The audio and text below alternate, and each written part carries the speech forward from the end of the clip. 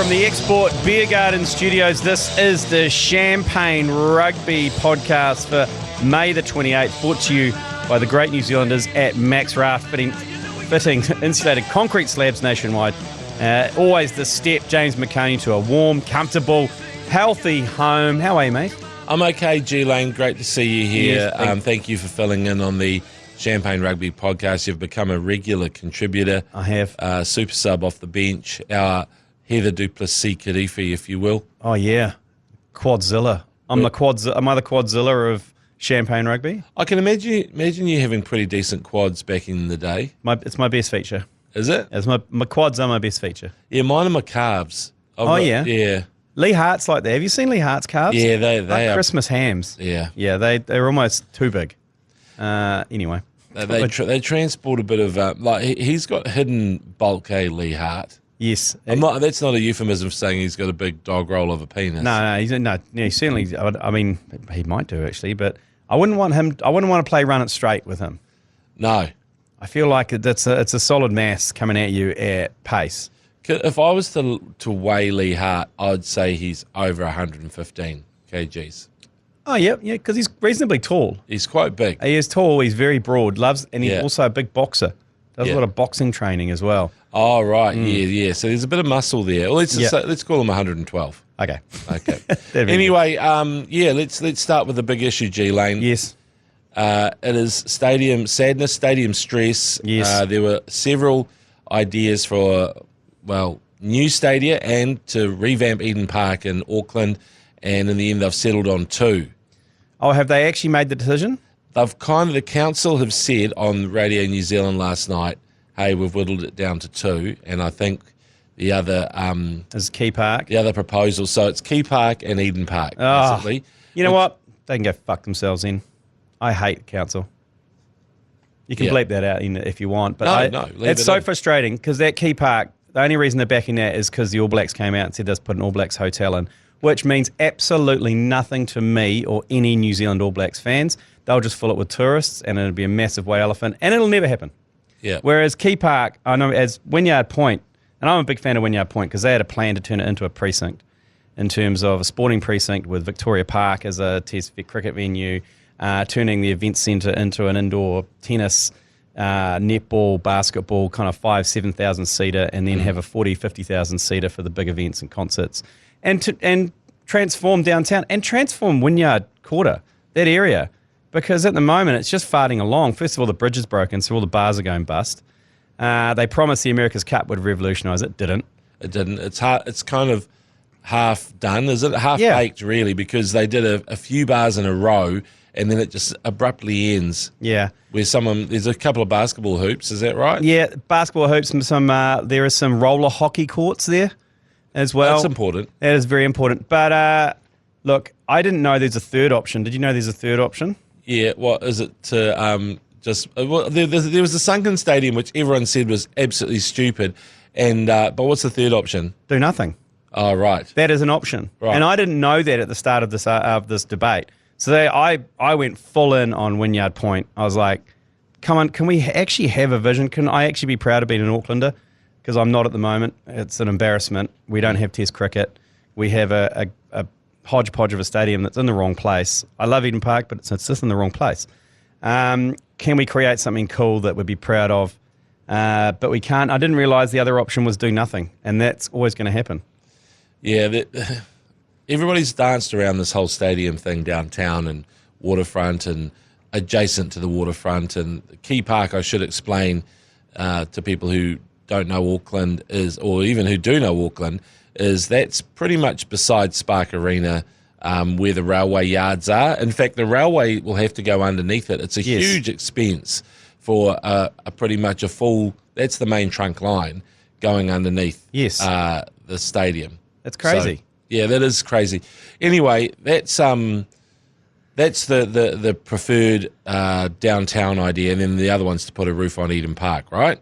But Wynyard Quarter, which is where the tank farm is, quite close to the Harbour Bridge, that was going to be, and I mean, yeah, it did look a bit like a bedpan, but I'm sure they would have sorted that one out. Would have been a great nickname for it. It'd be a bedpan. I mean, go get just pissed in the bedpan. Yeah. But the thing is, it was like G Lane was saying. The whole idea was the walk up and everything was thought about. That there was people coming from all angles, and including boats, boats and hose, all the way around, and so, tailgating, tailgating, the whole works. And I was talking about sailgating, where you bring your boats in. And party on your tailgating. Boat. That's good. I like it. See, we're already bloody brainstorming here, so that was nice. And then the Viaduct Event Centre was, like you said, was going to get transformed. I'm not sure about Victoria Park as a cricket test venue, because it's the only green space for, unless you're allowed to walk through it. It still remains a green space. That's the whole idea. What, the locals can just walk over the... walk over the same as the Basin Reserve. Okay. Same as the Basin Reserve. That is a reserve that you're entitled to walk over. People don't. They walk around it because they're Wellingtonians. Look, because that is the only green space on that side of this. I mean, I actually reckon you could do a cricket venue. This is me getting way off piste here, up at the Domain. In the Domain, yeah. You could. You could do. Because I think there's enough space there to do it, and I don't think that you would. You could move the seven-a-side soccer every now and then. I used to play touch there every Sunday with my Fijian mates. Definitely the slowest person playing touch, and I know that area is big enough for a cricket oval if you it is plenty big enough. That do you know who's laughing at the moment? That is people in Christchurch. They've got their new Takaha Stadium being built, which is going to be a purpose-built oval ball, round ball, football, rugby league ground, which you can sit right next to the sideline like every other international stadium. And just down the road, they've got an international test cricket venue with lights to play one days, T20s, and test matches. And I'd say, move everything down there. Tell Auckland, you've lost it. The councillors, you've lost it. You got nothing. Move everything out of Auckland. We don't deserve it. So the Key Park one, it looks a little bit like a vagina. Is that right? And they had you can look out over Rangitoto. That was bullshit because you look straight at the cranes. That's right. It's at containers. You look at containers, the cranes, and Mount Vic over in Devonport, not at Rangitoto like they claimed. So the artist kind of shifted an entire volcano. Yes, and also put it on top of a rail yard. Yeah, that's right. It's on a rail yard. It's a lot to take in. There's the vagina aspect, which is nice because a lot of great stadia do look like vaginas. Yeah. So the vajayjay side of it.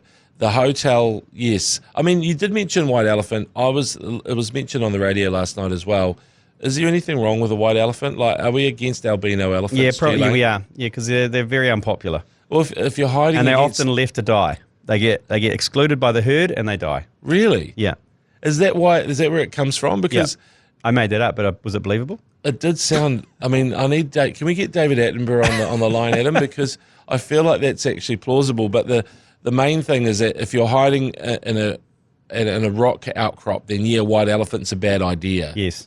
But apart from that, I'd say it would actually bring in a crowd, like if you had a white elephant at the zoo. Yeah, true. Well, a white elephant would be handy if you lived in Antarctica. Because they'd be like, you wouldn't be able to see it sneak up on you, would you? Yeah, and steal your peanuts. But the thing is, the All Blacks hotel gives me the shits a little bit. It just gives me the shits again that they've just got the eye off the ball a little bit. A hotel with a bunch of memorabilia in it is not an All Blacks hotel. What is an All Blacks hotel? Is Aaron Smith going to be behind the desk? Is Ben Smith going to be? Is Ben Smith taking your bags to your room? Is Buck Shelford cleaning the toilet? What is it? Surely Ben Smith is still in accounts. This is his chance. He's not going to be a bellhop. Aaron from distribution will be. Yeah, he will be, Yeah. But offer tuanga whasi on the door, welcome, Mr. McOnie, in a big coat. Oh, g'day, Offa. How are you playing this weekend? Yep. Oh, okay, cool. Good luck for the game. Can you take my bags up to room 326? Yeah. It is a bit tricky, I think there's they're excited by the fact that it's another what do you call it, revenue, I guess. Yeah, but is it though? I don't know. I mean, I don't know. For me, in my mind, it's like, oh, you're staying in the Colin Mead suite, or you're in and it's just like cheese ball all the way. Pine Tree. I would stay in the Pine Tree suite. Sorry, you just sold me then. No, but the other ones, the cheaper ones with just the ensuite and the double bed, is that Shane Philpott suite. Is it the Shane Philpott room? Just got in the team because of his uncle. An underrated player. The Chainsaw Laney suite. Shane Philpott suite, better than you think. Okay. That's the thing. You go there and you go, oh, and then you get in, you go, actually, this is pretty good. So it's a surprising suite. Yeah. You want the double room, the Walter Little, Frank Bunce, or the Conrad and Ma, the adjoining rooms? Yeah, the Bernie. Bernie and Stu. Yeah. Yeah, the Ebony and Ivory room. Shit, this is a good hotel, man. We've got to get on board with this Key Park shit. They won't, though. They won't. You know what it'll be? It'll be a hotel with a bunch of merch in the foyer. Okay, yeah. Well, there'll be lots of jerseys and glasses in frames. Yeah, and they'll keep the replica Rugby World Cup there or something. And they'll, I don't know. I think it just smells a little bit of a gimmick. That, the one thing that we all know Eden Park's going to get the money. Not a roof, but they'll get some money. The one thing I'm concerned about G Lane is downtown Auckland is so dangerous now. Crime is on the rise. It's pretty much like the Purge. The siren sounds and you just head for the hills. You jump on a boat because you figure the 501s aren't going to swim after you. No, they can't. They can't, yeah. And then they hate You're waving them goodbye. They hate getting stuck on Lake Road as well. So yeah. So you're safe on your boat. But I feel like if there was cricket down in Victoria Park, it could be actual carnage. Like it'd be more like rather than day-night cricket, it'd be day-knife cricket. Like you'd be sort of like, who's going to stab you when you leave the ground? Quite the opposite, I reckon. That whole Wynyard Quarter. I reckon it would completely change because you're right. Downtown sucks at the moment. It is not a great place, and it actually needs people like the Wynyard Quarter, the visionaries who say we can transform Auckland because it needs something at the moment. Otherwise, it's just going to turn to shit. I heard that even more businesses are closing because they're not getting the foot traffic, and it started obviously during COVID, but it's like happening more and more now where they're going, we're out, we're going to Sylvia Park, and Sylvia Park say, we're full, sorry. Yeah. What are you going to do? It's not good. It's not good, and if you're saying is true that Eden Park, I mean, we always, deep down, everyone knew that Eden Park was the front runner because it's there, it's the easy option for councillors because they got no spines, and all they want to do is save their seat in council, who are mainly made up of the unemployed and unemployable in local politics, and they just want to protect their patch. And no one is going to put their neck out. Who's going to put their neck out? No one. They don't do it. Maybe apart from old the mayor or whatever. He doesn't really seem to care about much. But I don't know. Did you send a submission in G Lane? I did. And you know what? I actually applied to. It's actually tomorrow. So I don't think they've made a decision yet because they can't, because tomorrow is when they're having the meeting. And at the meeting, public are allowed to come and talk for 3 minutes. You're allowed to talk. Right. But in the same council meeting is also the discussion around dissolving local boards like the Devonpuna Takapuna board or the Te Aratu board and everything. So there's quite a lot of heated discussion. So there's no room for any more people to come in and have their 3 minutes worth of chat. So I can't do that. So if they came out in Radio New Zealand and said they've made their decision already before the public meeting tomorrow, then I may go down there and burn Bledisloe House down. I'm going to do a full Guy Fawkes on it. Oh, watch the space. I look forward to seeing you on One News turning up. Will you wear the Guy Fawkes mask? Yes, with the flat tassels. Yeah, it's really mo. Okay, so that's good. We've covered a lot of ground there. Just one thing before we leave this, and this is a rugby podcast, but the cricket ground they're talking about taking it to GI, Glen Innes, Merton Road, which is where my beloved Auckland University Rugby Club resides. That's our club rooms over there. And if they did that, I would love that. I think they've pumped the brakes on that. I think they potentially recommitted to Auckland, to Eden Park, out at Oval for the next couple of seasons. So I think that's even parked, which, you know what, if nothing actually happens out of the back of this, I feel like I wasted my time and my energy and my passion on nothing. It's quite frustrating. But I've heard rumours that the brakes have been pulled on that as well. That's a real shame because for me, I thought, oh yeah, there's a train station right nearby. You could probably catch a train from Hamilton up there if they organised it right. And it's pretty shit for you. But you could get, again with boats, there's nothing stopping them from setting up a little platform or a little jetty at Point England. Right. And you just walk up to Merton Road. I'm thinking about you and your children, G Lane. Thank you. Okay, so that stadium is very Auckland only. So if you're outside of Auckland, you will not care. Because every other city in New Zealand has a better facilities than Auckland at the moment. But we'll take a quick break and we'll be back to actually talk a bit of rugby.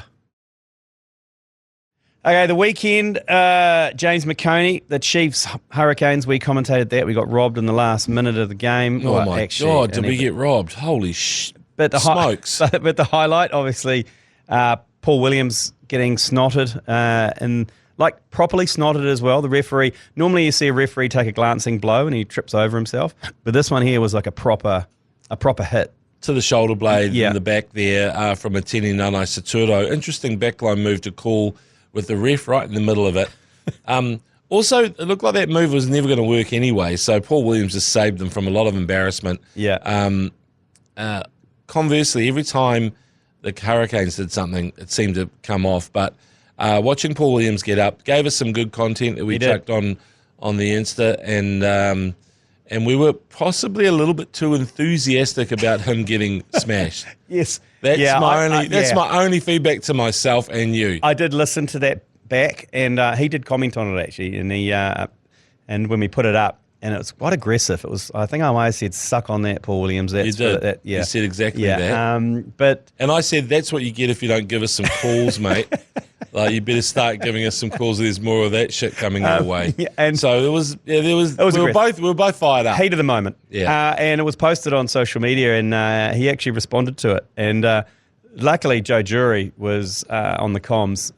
He's a Cantab wounder, but he replied back and said, "Apologies, Paul. A couple of real massive Chiefs mana wounders on the call. It wouldn't have happened if it was the Crusaders game. Blah blah blah." And he wrote back, very nice response. No, all good. There's no. I'm not easily offended. I thought it was very funny. Yeah, he said keep the banter coming. So good on you, Paul Williams. He is a great human.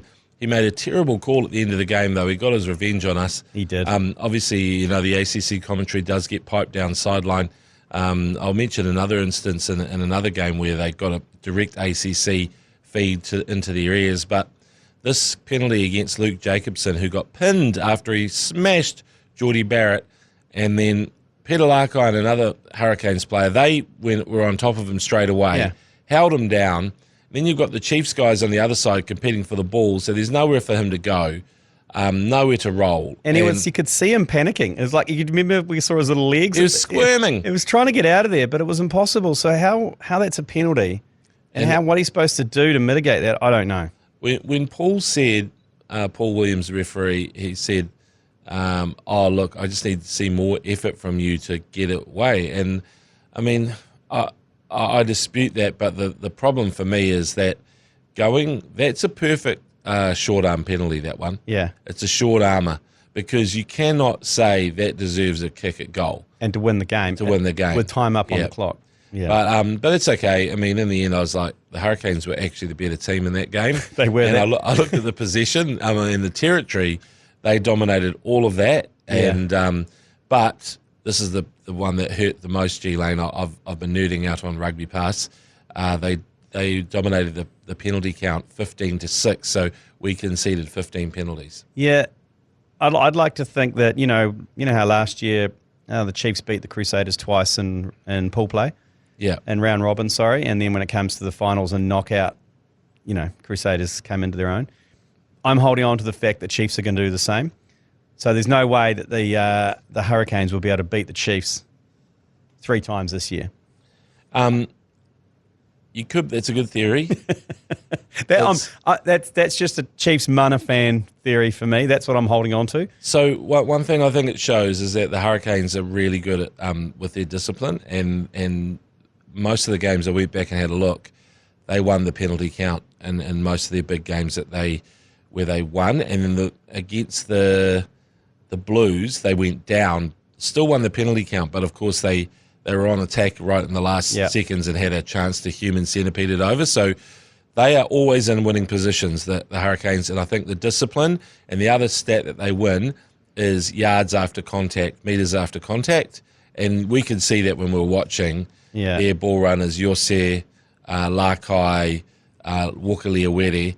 If you listen to your commentary, you're like, makes gets over the gain line, made a few metres, blah, blah, blah. It was just the momentum. They just kept on. Torsi. Yeah.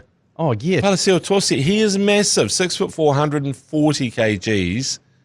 Imagine if you had him and Tamaiti Williams in the front row. Are they the same position? I'm not sure. Yeah. I think Cody Taylor would say, I don't want to be a hooker between those two guys. It's too... I'll suffocate in there. We need monsters, though, because every time I watch South Africa and even England, they've got monsters. They've got absolute freak shows. Yeah. So that's all we need. But for every freak show you have in a Springbok team, they'll still put a Quacker Smith in, a 5'11" flanker, because they need someone to do the work on the ground, and they know if they've got. That's why they've got that little reserve hooker who was it Dion Ferree or whoever. He was 30-something years old, and he was tiny as well. Yeah, because they go, we've got all the giants. Etzebeth, Du Toit, just these little freak shows to get into the dark arts. Yeah. So the Chiefs went down, but I mean, to be fair, the top four they're confirmed, so it doesn't really matter too much at this stage. The Chiefs will have a home quarterfinal, as will the Hurricanes. G Lane. Before I get into it, the next one, Paul Williams also called a controversial maul penalty before the human centipede even engaged against the Chiefs, and I was calling for that to be called in the Super Rugby final the whole time, because when Sam Whitelock came down with the ball, Tamaiti Williams would suddenly be in front of him. You're not allowed to do that. And now they start calling it. That, to me, was a massive kick in the cojones. Yeah, that's true. In the McOnies. Right in the McOnies. And then Kalen Boshier, there's another note that I made. He got yellow carded and then he got subbed in the 49th minute. That is a sad day for an open side flanker, eh? It is. You never actually get going, do you? 49. So over the 49th, he had 10 on the naughty seat as well. Yeah. So he must have got injured, poor old Caleb. He'd been playing so well, and just to see that, him sort of like, it's like, this is the biggest game of the season, and didn't really go your way. And he got a big pat on the back from TJ Perenara when he made that mistake to get Simbin. Yeah. TJ Perineum was getting on my wick in that game. It was old school TJ Perineum. He's good like that. Yeah, I know. That's why he's so good. But the Brumbies smashed the Rebels, an Aussie blowout. Everyone loves an Aussie blowout. Moana thumped the Waratahs. How bad are the Waratahs? Yeah, the Tars are terrible, but Moana are pretty good. I think, like the try, there was a couple of tries. I think Fina and Isi scored a try down the right wing there, and I was like, oh, yeah, that is offloads. They're playing a really good style at the moment, but when it gets to the crunchy time, the playoff time, I don't think Moana's slightly in the hunt, a bit like the Crusaders, but they're not going to. I don't feel like they're ready to trouble anyone yet. Yeah, you know. We'll talk about what game's coming up this week in a bit, but the big game, the CNX Tuesdays Brigade, Crusaders pipped the Blues 29-27. They were galvanised by a reporter goading their coach into calling him a CNX Tuesday, and pulled off what was a remarkable victory down there at the Apollo Landing Stadium. Did you watch that one? Yeah, I did. Great commentary from Mania Stewart and Matt Ward. Matt Ward, watching his emotions, he was a massive roller coaster. I sort of enjoyed really seeing his pain. I don't know what it is. He's a Blues fan, that's why. I know, he's a massive Blues punisher. And he was like, oh no, I don't know what to say now, and all this sort of stuff. That really hurts. And all this sort of, just leaving it out there. I think we disguise our disgust because we're either abusing the ref or like losing the plot, whereas Matt just suffering was quite enjoyable. And then Mania Stewart also, we always say in a penalty advantage, throw the kitchen sink in it, do something. He said, come on, give us a trick play. And Nigel Hotham kicked the ball over his head like a Tony Brown move. Yeah. And that's one of the first times where I've full confirmation that the ACC commentary goes down to the ground level. I think we just yell razzle dazzle, don't we? Penalty advantage. Razzle dazzle. You've just got a green light to play razzle dazzle. But how is it that Mania says, give me a trick play, and Nigel Hotham turns around and kicks it backwards over his head? Yes, sir. I got you, Mania.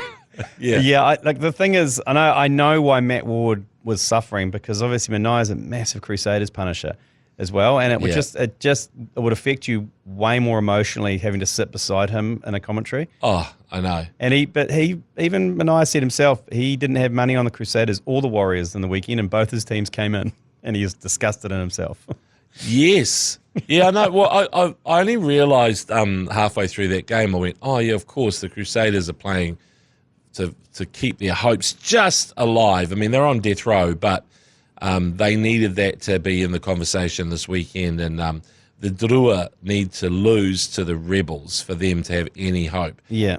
And of course, the Rebels, they're all leaving. They're already planning their Mad Monday, probably. That club is winding. Oh, actually, they're in the playoff hunt, aren't they? But the thing is, I don't know. They're going to be in Fiji. I reckon if you were a Rebels player and family, get the family over, extend your stay, go to dinner hour. hang out in Fiji. Spend a week at the Radisson Blue, play a bit of golf, just write it off. Because you're not heading back, because Melbourne, they're winding up. Take the last paycheck, just stay in Fiji. I was just there, actually, staying at the old Sheraton dinner hour, and must say I enjoyed Fiji. Stinking hot, and surprisingly hot given, I know it's in the tropics, but it's only a 3-hour flight from Auckland, and you're like, okay, that's all it takes. This is to quite get nice. Yeah, that's right. The other all-Aussie blowout, all-Aussie adventures, Reds in 59, Force 13, well, it was a waste of time.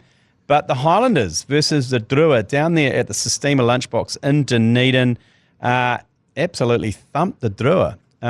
Maybe their eyes are on that last match against the Rebels for them to qualify for the playoffs, but it was certainly a party back down there. Jonah Nareke, Tavatava Nawai ran rampant, and a new little number 10 came out of the woodwork for the Highlanders. I've never seen him play before. Old yes. AJ Whareawhanga, yeah. Who is a really good player. He's played for Otago. He's a St. Peter's boy from up here, St. Peter's College in Auckland. Same as old Plum Dog, Harry Plums. Yep. Harry Plummer went there as well. So Whareawhanga must be a bit younger than Plummer. But it just shows there's some talent bubbling under there. They're a team of bubblers. Yeah, so does that mean they've secured they're in the top 8, the Highlanders? They are. I'm just looking at the table now, and yeah, they're 6th. And the Rebels can overtake them, actually. So the Rebels have got a bit to play for over in Fiji. So that's going to be a good game. It will be a good game, that. So let's talk about let's leapfrog into the. Let's take a quick break first, James, and then we'll be back with this weekend's action plus the TAB Game Day Good Punt. Righto, this weekend, James, last round of Super Rugby Pacific. I have a feeling we could have done this last round about 5 weeks ago, but that's okay. A few games with results riding on it. First of all, Friday night, you and myself are calling the Crusaders Moana game. Yes. Down there at Apollo Landing Stadium. What's your thoughts on that? Where's that going to go? I think it's a big bonus point victory to the Crusaders. Not that the Moana are capable, because I think they're good, but Crusaders are just going all out. It's full kitchen sink. It's everything, full noise. They'll be the toaster. It's toaster, maybe the slow cooker. Yeah, exactly. Everything. Air fryer. Yeah, the extractor fan, not just the kitchen sink. Yeah, egg beater. Totally, the tapware, blender, the NutriBullet. Oh yeah, chuck the NutriBullet in there. And so the sandwich press. It's the George Foreman grill. It all goes in, and then they will be trying to pile up as many points as they can, just to sort of sneak up ahead and hope that the Drua lose in Fiji. So, just one thing that I noticed, just to go back to that Blues game that they won. Did you see when Stephen Perofeta gave the ball back to Shea Fihaki and he passed it to Cody Taylor, who took a quick tap? No. And you know how you think you're being a good guy by giving the opposition the ball, and it's like, don't do it. Don't do it. No. Be a dick. The best thing you can do when they want the ball back, I mean, obviously, when I play in my over 35s, or it should be over 45s, touch team, we sometimes give them the ball because the chances of a quick tap coming your way are very remote. Yes. But most of the time you drop it. Yeah, exactly. When it's you're playing against a team of athletes and Cody Taylor just goes, I'll take a quick tap, and we're going that way. Yeah. So Stephen Perofeta probably learnt the lesson there where just don't give them the ball. No, it's not your job. Don't trust your All Black teammates. Drop it where you stand, which you're allowed. You're fully entitled to do. You're not allowed to kick it away, but you can drop it where you are and wander back, and then that is all you do. I think you might have been playing a game of touch when Andrew Mulligan got penalised and he turned around and he booted the ball 2 fields over. Yeah. Don't do that. Yeah, Andrew Mulligan playing touch. He's an interesting. He was a hothead proposition. He was a real hothead. I remember him. I think Chris Key passed the ball at him, and he's got this barrel chest, Mully. He's got a good chest on him, bushy, and just bounced off his chest, a bit like Brent Todd, playing for the Canberra Raiders back in the day. And, and Mully says to Keezy, because the pass was coming in way too hot. It was just a one-out runner. And he goes, chill out, Aaron Smith, like this to Keezy.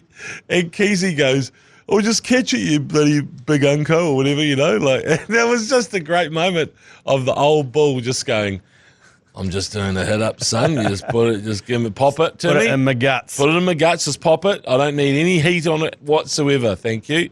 Okay, and then the next day is when it all happens, really, because in the afternoon we've got Fiji versus the Rebels.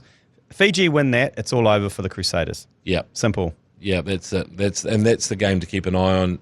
Like you say, 2:05 Lautoka, I think, on Saturday. It's a King's birthday, right? Yeah. I'm just finally calling it King's birthday. I've just got used to it. Doesn't feel right, but anyway. Then straight after that, you've got the Hurricanes Highlanders, which is massive as well.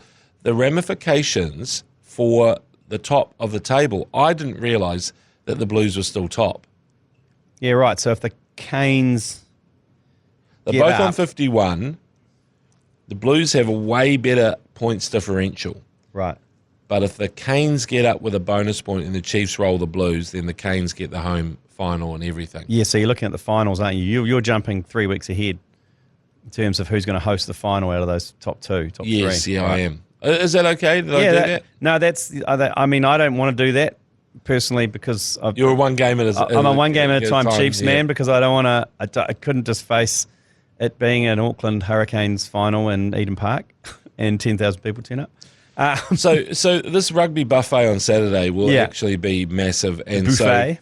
So the Blues against the Chiefs. The one thing that I think is a big challenge for Blues fans, we just saw, was it 23,000 on last Friday against the Canes at FML Stadium in Kirikiriroa. What sort of crowd do you think you'll get King's birthday Blues versus Chiefs? I think you maybe might get 10, if you're lucky. That's sad. I know it's sad, but everyone's going away. I guarantee there's no one left in the city who care about... The purge is on. And you know what? Club rugby, no games. No games this weekend. They've basically given everyone a bye, and that signals the fact that no one's going to be here. Plus, no one from Hamilton's going to come up and watch that. I don't think it's a game that particularly going to change our chances in the Super Rugby. We're going to qualify fourth no matter what.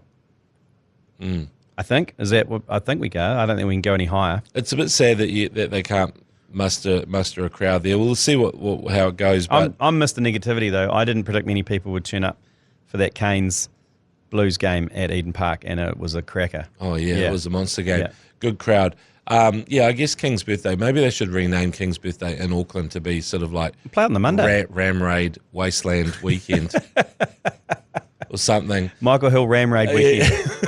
just surround the ground in Michael Hills and let people ram raid it. And while they ram raid it, get them out of the car and put them in a seat. Put them in a seat and say, hey, while you're here. Yeah, we'll let you off. You just got to watch 80 minutes of footy, then you can take your jewellery and you can piss off. Yeah. But we need a crowd, and since you've smashed your Demio up, I guess you're going nowhere in that. Well, it's not theirs. Someone else. It's someone else's, but I mean, like, I guess it's close to a train station. Before they can get on a train and get out of there, we just go, hey, we just need you for this game. And maybe a pop-up panel beater that they can fix the Demios up, return them to their owners. Yeah. But why don't they play on a Monday? Why don't they just play on the King's birthday holiday? I've always said that, G Lane. It used to be a big game between Auckland and Waikato back in the day. That was like a traditional fixture. But I've always said Queen's birthday Monday is there's a blank space there. You could do anything you want in New Zealand. 2:30 afternoon. And you'd have all the eyeballs. Imagine that game. It wouldn't be as big as Thanksgiving in America, but if you build it, they will come. And maybe the ACC should be thinking about that spot, the 2:30 spot on King's birthday. Maybe we'll do a north-south game or of Bull Rush. Yeah, Mania Stewart's got a great idea around an all-star weekend held somewhere like Wellington or Queenstown or whatever, where the headline match, the all-star match, is really the north versus south. But for the 2 days preceding that, there's a game of forceback, there's a 100-metre race, there's a game of bull rush. There's all these things that you can, a hooker can throw the ball like over his head. Yeah, Like, the skills thing, like the Yeah. NFL. A lot of people have talked about that. It's been one of those things that everyone said, because the first thing they always say is, let's have a draft, right? That will never work because nobody wants to move to Auckland with the house prices. But we don't have a feeder system and enough the purge. Yeah, we don't have a feeder system that make the draft work properly. And then I think, wait a second, I've just got to tell this person that just busy. I'm sending them the courtesy text. I feel like that's a good thing to do. The courtesy text. Just busy will call you soon. Oh yeah. You know, you don't. Is that the pre-written one? Yeah. Yeah. It's all right. But yes, I saw the A-League had an all-star game and it was pretty good. Yeah. The problem is, as soon as you add another game of contact sport with all these guys, everyone goes a little bit. Lala. Yeah. Well, you know, it depends. Some people are into it. Some people aren't. Some people are saving themselves for the tests. I think, blah, blah, blah. well, like State of Origin and like the All-Stars, money talks. So Yeah. that's the reason they play. You know, State of Origin players get, you know, close to 80, 100 grand a game they play. Well, that's what you need to do. Yeah. You need to make it as big as Origin, Yes. and then it'll work. Otherwise, it'll end up being like they flagged the entire NFL All-Star game because people stopped playing. Yeah. And the NBA All-Star game is exactly the same. Nobody's even trying. Yeah. There's no defense, and it just racks up 150 something points. Yeah. Or whatever. But I suppose they've got the scale over there because I'd still go along and watch the best players in the NBA fart around. But what I'm saying is, in that Queen's birthday weekend, could we form some kind of battlers versus The King's Challenge. has-beens or whatever? Well, it's going to be King's birthday. The King's Challenge. For the first foreseeable, isn't it? The King's Cup. Because King Willie's going to come in next. Yeah. And he'll be there for 30 or 40 years. So if we get the King Willie Cup. Yeah. I mean, lots of people have thought about all-star weekends and stuff and whether it's going to work. It's like feasibly, yeah, it could. You could go north-south as an All Blacks trial sort of thing. Like if you brought the trial back and said that's what we're doing, and that weekend we also do skills, 100 metres, blah, blah, yes. But then I'm just saying, well, there's a gap on that King's birthday. Let's fill it with the ACC and let's play battlers versus has-beens. Well, I also feel that the Super Rugby season is just a little bit too long. In the middle there were games, people were having buys. There was only 2 games being played. I feel like that just needs to be a top 6, not a top 8. So it shortens the finals period. I reckon there's room for it before the international window, which is in early July. So, yeah. Anyway. There's, I mean, once they pick the team, I think it's the 24th, then there is a week before the All Blacks play England. Yeah, if there was like a 3 or 4 week break there where they had the kind of All-Star weekend and then the game, and then maybe they select it the next day. I don't know. Maybe it's part of the All-Star weekend as the All Blacks get named. Maybe after the game, maybe in the changing rooms. How keen would the Chiefs have been after that heartbreaker last year to turn up a week later to play in an All-Star weekend with the Crusaders? I think a big fat check would have made them put a smile on their face. They would have gone, oh yeah, okay. Okay, I'll do it for 50 grand. Yeah. Yeah. Well, you ain't talking. Some of them people are still turning up from Mad Monday in their Fred Flintstone costume and that. They'll be like, what am I doing? Because rugby players never know, even though it's been emailed to them and texted and it's on the WhatsApp group, whenever you turn up to do something with them, even though they've been told 5 different ways, they will go, what are we doing? Well, I talked to an international cricket player who said when he retired, he didn't know what to do in the morning because there was no piece of paper under his door that told him what he was supposed to wear and where he was supposed to be for in the next hour. He'd look in his bedroom. He'd look at his bedroom door and there'd be no piece of paper. He'd be like, "Oh, what am I going to do? What am I doing today? No one's telling me what to do or what to wear. What do I do? What am I going to wear? Where's breakfast?" So yeah, it's like that. They've got no idea. Have you got a TAB game day good punt for us? I thought could we bet on hookers? Could we give money to hookers? I'm a huge fan of giving money to hookers. Okay, so let's think about Rugby players. Try scorers. Yes. Yeah, hookers on rugby fields. Yes. In the Super Rugby scoring tries. So the big games for us, well, we're commentating Friday night, Saturday night. So Friday and Saturday nights. Okay, so all 4 hookers to score? Oh, could we? Or do you want hookers from either team? Anytime try scorers, all 4 of them? Could we say at least 3 of the 4 hookers to score? You just have to name the hookers, though. This is the problem. So anytime try scorer could potentially be Cody Taylor. Yep. For the Crusaders, and then maybe in the Blues Chiefs game, we go for Riccatelli and Takiaho. So those 3 hookers, anytime try scorer in a multi, in a 3-way. Yeah. Those 3 hookers in a 3-way, I'd pay a lot of money. Yeah, that's huge, isn't it? What a sandwich that would be. That is a hot sandwich. I think that's pretty good. That is pretty good. I'm going to go with that. So Cody's 8%, the 50-inch Takiaho. Yeah. And either Kurt or Riccatelli, whoever's starting. Yeah. Yep. Okay. Very good. Righto, and don't forget, this year, the Export Ultra Beer Garden Tour. Last year it was to Paris for the Rugby World Cup, where we met up with you, James, over there in Paris. It was very romantic and emotional. But this year, we're going to do it every year. We go on a beer garden tour just to compare our beer gardens with the world's beer gardens. And this year, we're going to the world's greatest beer garden. We're going to Munich. And it just so happens to be the same time as Beer Fest, funnily enough. And a chance for you and a mate to join us there on the Export Ultra Beer Garden Tour. Just text ULTRA, so ULTRA, to 3236 now. Follow that link, register, and you're in the draw. It's as simple as that. So there we go. What a trip. It's a hell of a trip. 1 week over to Munich. Can we bet on one of you not returning? Like, nothing bad happening, but just basically falling in love with a Fräulein, a busty waitress from the Munich Beer Fest, from Oktoberfest. My money would be on Menai Stewart. You think? Yeah. We'll ask the TAB if they'll run some odds on us. Like, it'll have to be unofficial. It could be the prize winner. It could be the prize winner doesn't come back. Oh, true, actually. There's going to be quite a few prize winners. We've got us.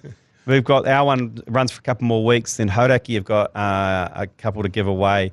Plus, in July, we'll let you know there's another way to win just by purchasing Export Ultra. So I don't think Menai Stewart's leaving Jeff, a.k.a. Steph. Is it Jeff, Steph? Jeremy Wells is going. He might get lured in into busty Fräulein. Yes. Yeah, so there you go. There's lots of temptation in Germany. Yeah, Wells is coming along as well, so that's going to be good. But that's the Champagne Rugby Podcast for this week. We'll be back again next week looking at all the quarterfinals and the results of the last round of Super Rugby, brought to you by MAXRaft. Catch you later.